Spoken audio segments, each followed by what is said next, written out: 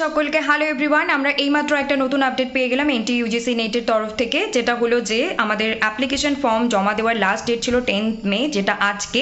তো যারা এখনও ফর্ম ফিল করেননি বা যারা ইচ্ছুক এই পরীক্ষার জন্য এনটিইউজিসি নেট এক্সামের জন্য ফর্ম ফিল করবেন, তারা শুরু করে দিন ফর্ম ফিল করতে। আর তার লাস্ট ডেট এখন দিয়েছে 15 মে পর্যন্ত। আর আগে ডেট ছিল, লাস্ট ডেট ছিল অ্যাপ্লিকেশন ফিস জমা দেওয়ার, যেটা ছিল 11 থেকে 12 মে, সেটা এখন করা হয়েছে 16 থেকে 17 মে।